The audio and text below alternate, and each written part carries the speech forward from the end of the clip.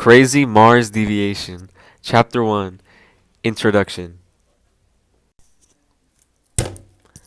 My knuckles landed hard on the left side of his jaw.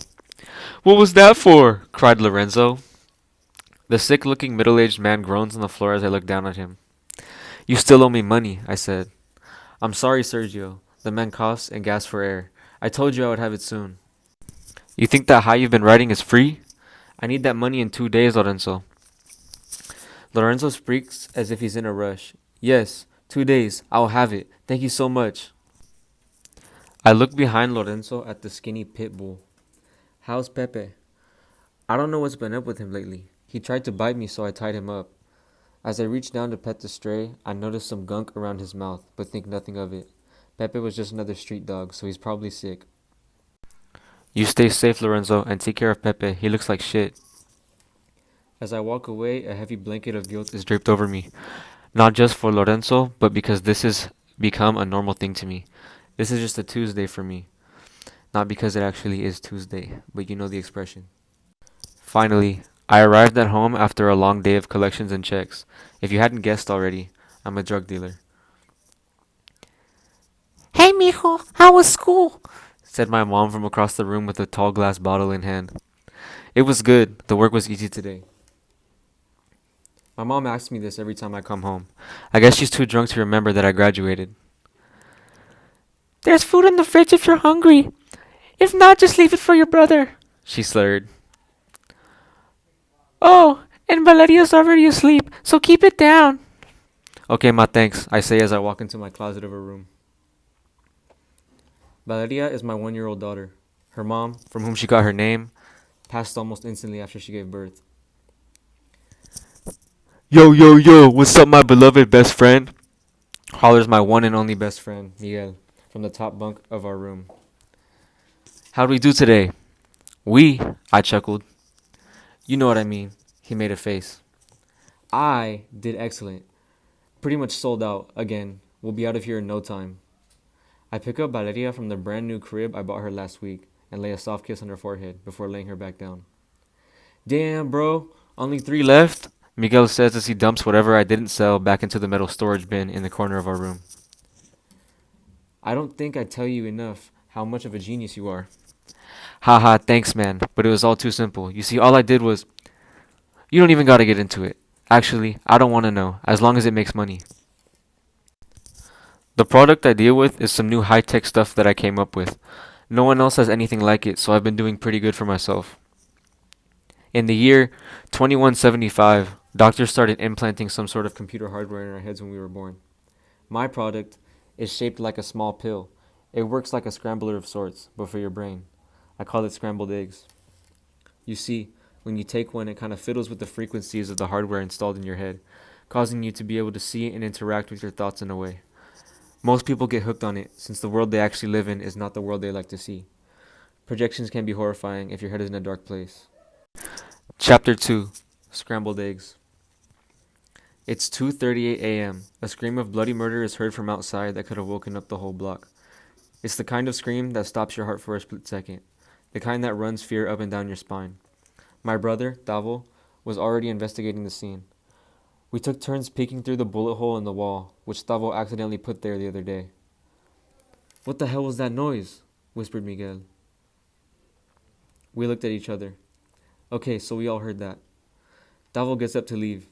No, stay and watch Valeria, I say. Me and Miguel will check it out. We will? Miguel says. Yeah, bro, put your damn shoes on. As me and Miguel leave the room, we notice that my always intoxicated mother is no longer on the living room couch. This is a problem, a real problem. My heart drops to my feet and I immediately connect my mom to the wail that was heard nearby.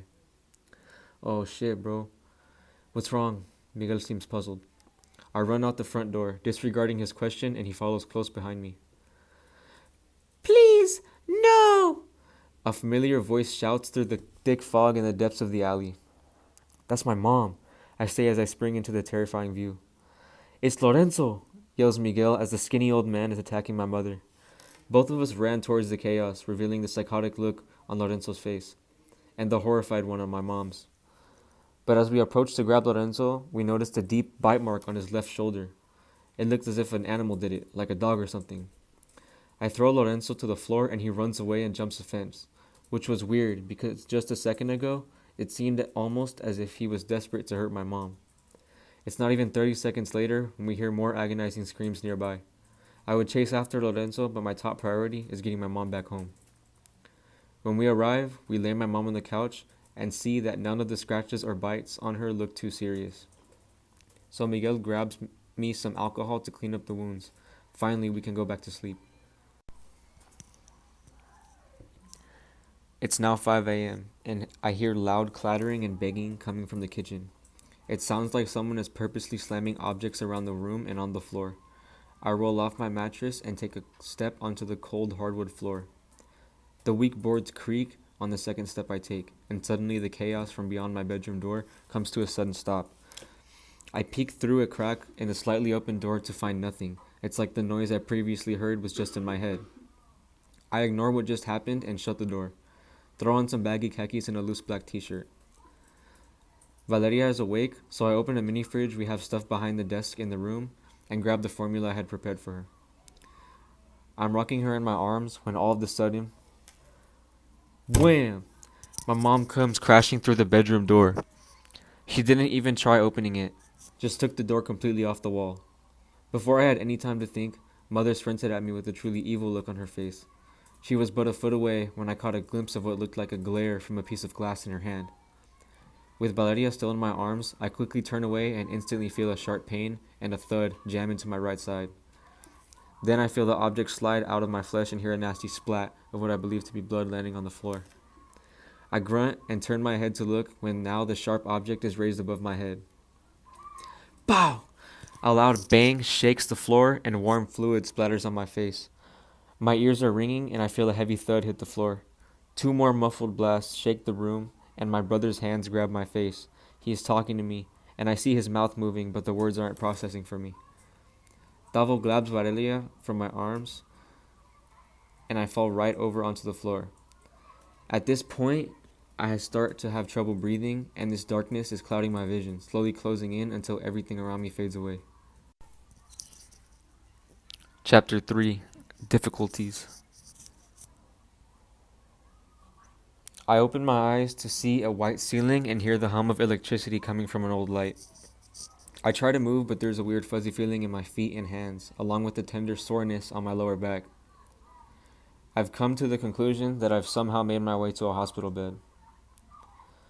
Man, did all that stuff really happen? I think to myself.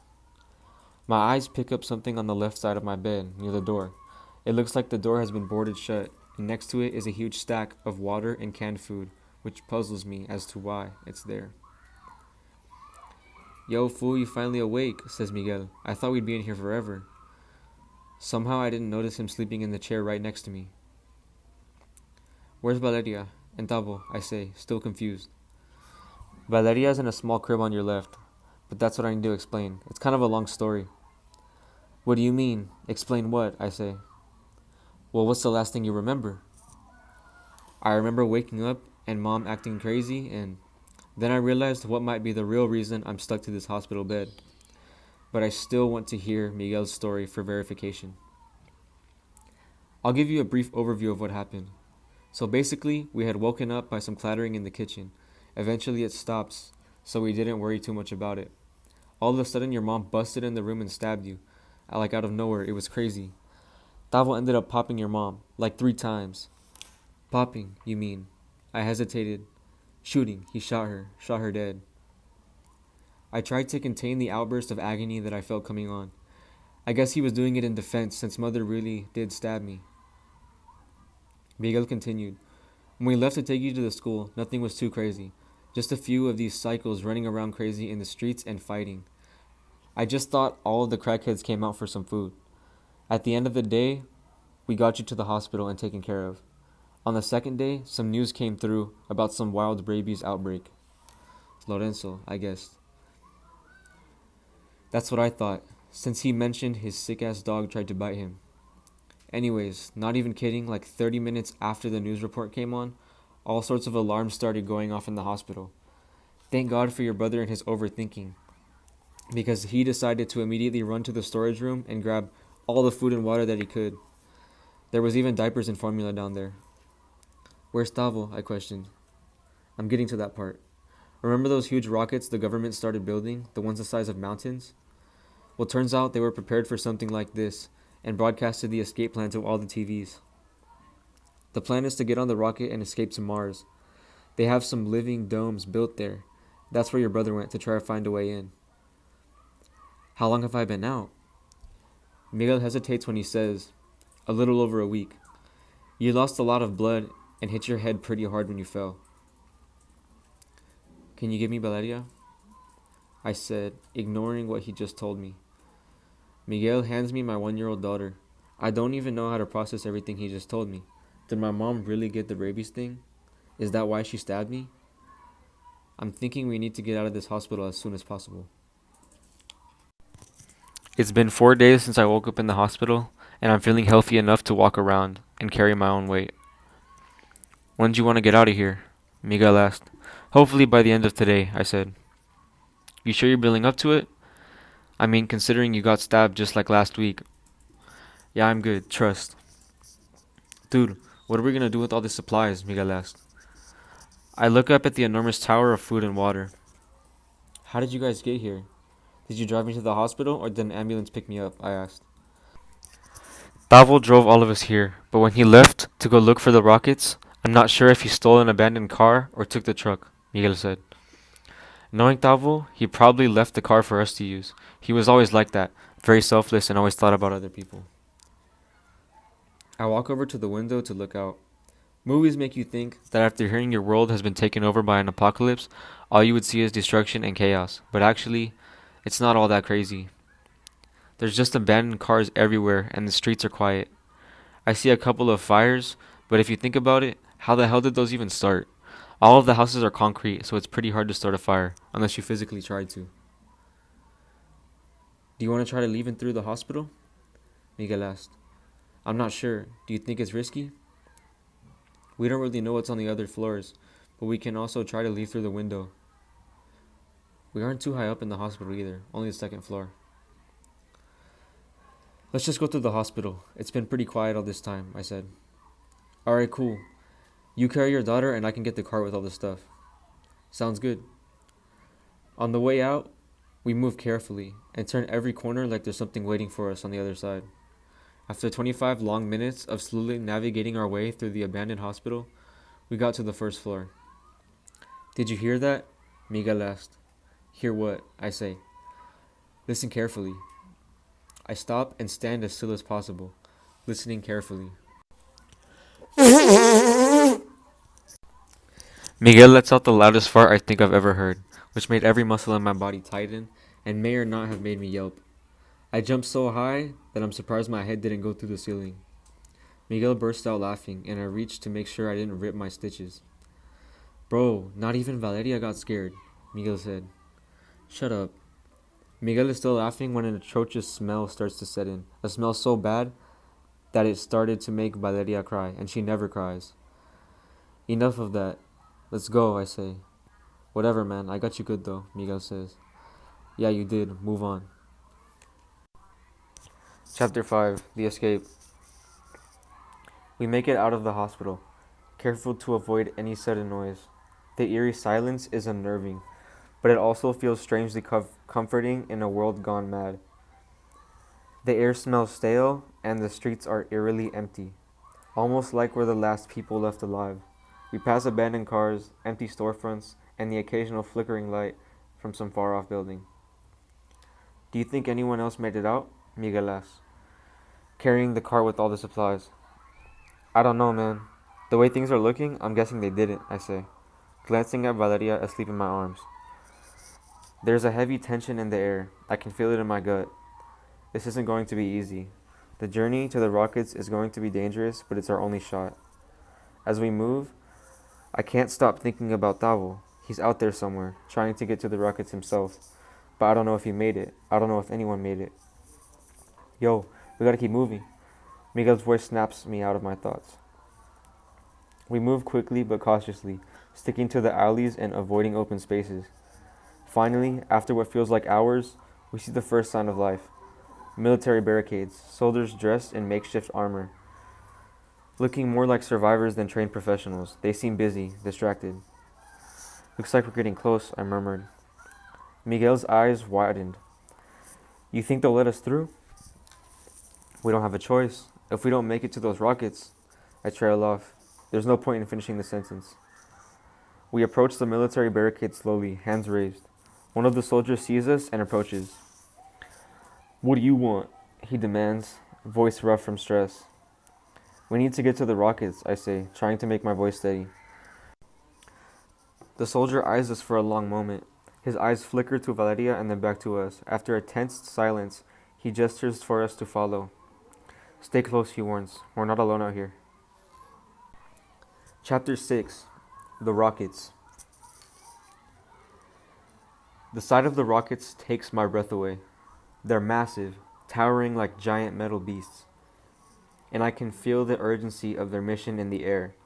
There are several smaller ships around the base, surrounded by guards and frantic engineers, all working to make sure everything is ready for launch. We make our way through the base, past rows of military personnel, some looking like they haven't slept in days. The chaos of it all is overwhelming, but there's no time to stop. We need to find Tavo, or at least a way onto one of these rockets. There's a command center near the launch pad, the soldier tells us. That's where you'll find the real answers. Miguel and I exchange a look. You ready? I ask him, though I already know the answer. Hell yeah, let's do this. We approach the command center, but before we can get close, the ground shakes violently. A loud roar echoes in the distance, followed by more screams. What the hell is that? Miguel shouts over the noise. I don't know, but we need to move. Now, I replied. Suddenly, chaos erupts. People are running in every direction, trying to flee. I can see it. I can see it now. The infected, the people who were exposed to the rabies outbreak. And now, they're transformed. The virus has turned them into violent, crazed versions of themselves, tearing through anything in their path. Get to the rocket! Move! A voice yells. Miguel grabs my arm, pulling me toward one of the ships, but then I hear a horrible scream. I turn around and see Miguel's face freeze in horror. I'll hold them off, he shouts, pushing me forward. No, I scream, but it's too late. He's already running towards the horde, trying to buy me time. I hesitate, wanting to help him, but I know I can't. I have to get Valeria out of here. Miguel, no! I yell, but he's already too far away. I rush towards the rocket, my heart pounding in my chest. I look back one last time, just in time to see Miguel get swarmed by the infected. He fights back with everything he has, but it's not enough. His final scream echoes through the chaos, and then he disappears, lost to the madness. Chapter 7. Mars. I make it onto the rocket, clutching Valeria tightly in my arms. The ship's engines roar to life, and we take off, leaving Earth behind. As the rocket ascends through the atmosphere, I look down at the dying planet, my heart heavy with loss. Miguel is gone. Tavo is still out there, and I have no idea if I'll ever see him again. But right now, all that matters is Valeria. She's safe, she's alive. Mars looms ahead, a cold, red world that promises hope and survival. The rocket begins its descent. I feel the pressure as we break through the atmosphere. The city domes come into view, vast structures scattered across the surface of the planet, their lights dim and flickering against the barren landscape. We descend through the thin atmosphere, the surface of Mars stretching out below us. I'm not sure what I expected. Maybe a bustling, thriving colony, maybe a glimmer of the future. But the closer we get, the more I start to see the truth. The domes, once symbols of hope, are now in various states of decay. Some are completely dark, their structural frames twisted and warped, like abandoned skeletons. Others are half collapsed, with glass shattered and interiors empty, silent tombs that used to house life. The few that still have their light show signs of neglect, burned out buildings, abandoned vehicles, rusted machinery. A feeling of dread settles in my gut. The rocket touches down with a soft thud, but the moment the hatch opens, the cold, thin air of Mars hit me like a punch to the chest. I step onto the surface, feeling the weightlessness beneath my feet, and look around. The domes, the cities inside, the places where people once lived, worked, and dreamed of a future beyond Earth. Now they're nothing more than ghosts of what they were, empty shells. Where is everyone? I whisper, more to myself than to anyone else. Valeria sits in my arms, her tiny face scrunching up in confusion. I take a few cautious steps forward, looking at the wreckage of what could have been the beginning of a new civilization. But all I see is devastation, destruction. This place, it's worse than Earth. Mars wasn't the escape we thought it would be.